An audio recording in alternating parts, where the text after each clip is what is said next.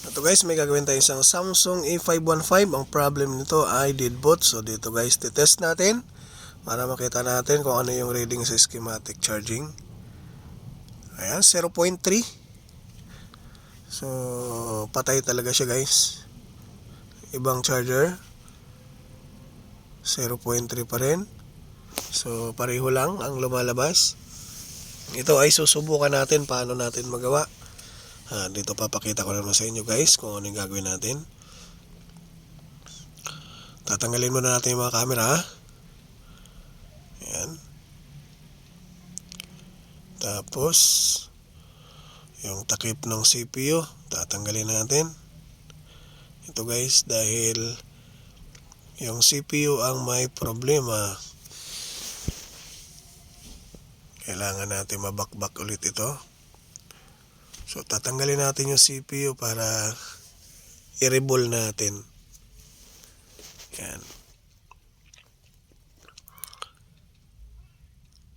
Kailangan matanggal natin ito ng maayos para malaman natin yung...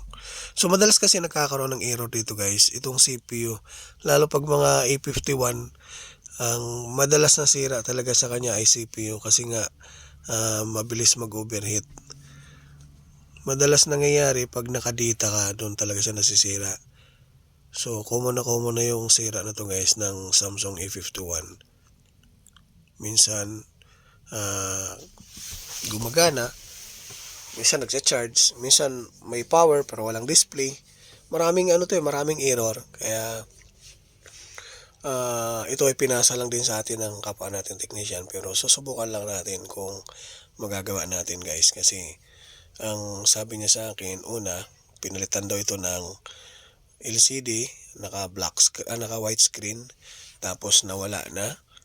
So maaring nga siya, maaring CPU, kasi sa CPU andun na rin yung display IC niya.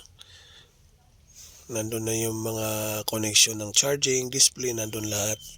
So ang gagawin natin ay i-reball natin yung CPU. So hindi ko na pinakita dito guys kung paano natin inangat yung CPU dahil yung camera ko naglobat pala. So hindi ko napansin. Kaya rekta na tayo dito pag-reball. Ito lang naman kasi madalas na error talaga sa kanya. Yung pag-reball yung mga lead nagkakaroon ng lost connection, kaya yung iba minsan ang sira ay nakahang, nakatulala, walang display, nagluluko, minsan nagcha-charge, minsan hindi. Yan, madalas nagkakaroon ng error sa Samsung. Pero mas maganda pa ngayon guys kung kung halimbawa ay mga charging error, mas okay, mas madali lang siya gawin. Pero ito kasi kadalasan na minsan nagcha-charge, minsan hindi. Tapos minsan gumagana, minsan hindi. Kaya magkakaroon talaga ng error dyan yung CPU. So lalapag na natin. Mabilisan lang ito guys para makita natin kung gagana ba yung ginagawa natin. Yung mga nabakbak dito ay mga negative yan. So walang contact, walang function. So okay lang naman yan.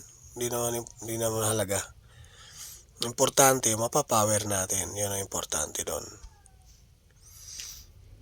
Yan. Lapag na natin. Yan, silip-silip muna bago natin lapag.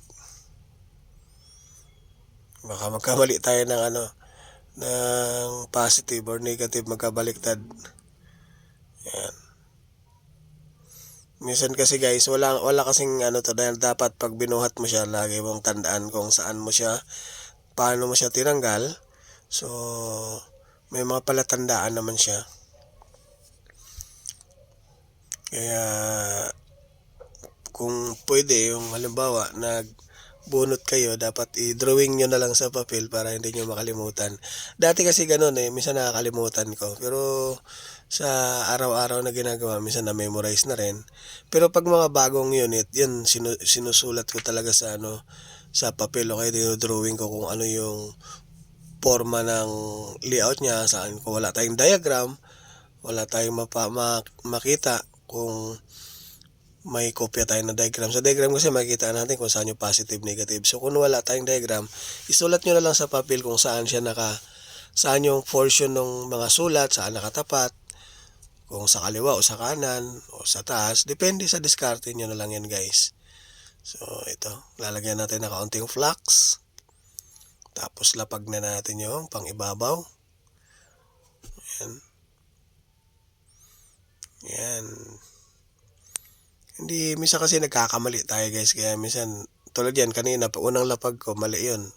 Kaya binago natin kasi yung polarity niya sa baba. Para hindi tayo mag-error kasi ang hirap-hirap, ang tagal-tagal mag-revolve tapos baliktad, patay tayo doon, tapon oras. Ayan. Gumamit pa rin tayo ng 350 degrees, tapos 23 yung hangin. Yung pa rin gamit natin guys. Pasayawin lang natin ng kaunti, tapos tigil na natin. Ayan. Okay na yan guys. Check na natin kung yan ba ay gagana. So ang ginawa natin dito ay CPU lang. So I hope makita ito na may-ari guys.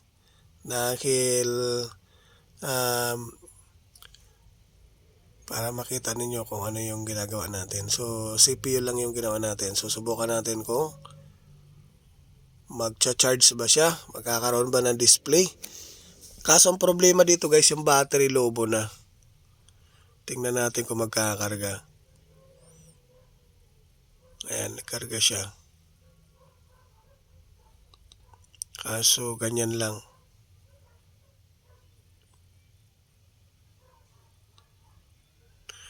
Hindi pwede guys, palitan natin battery. Drain na drain to kasi lobo na yung battery nito eh.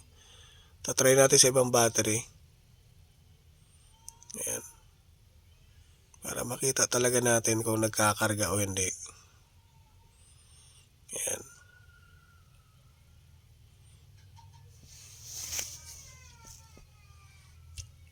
Ayan, karga na yan. Kung bago ka sa channel ko guys, pa-like na lang, pa-subscribe para lagi kayo ma-update sa mga upload natin. Ayan na, nag-charge na siya. So, tingnan lang natin kung aakyat yung charging. Oh, sira pa yung charging pin. Papalitan pa yan guys. Buhay na siya pero sira pa yung charging pin. Ayan. Pag mga ganun kasi na lumalabas na moisture, yung ganung error, charging pin lang yan. So, papalitan lang natin to. Ayan. Okay na? So, kailangan din dito palitan yung battery dahil yung battery niya bloated na talaga siya. Sira na.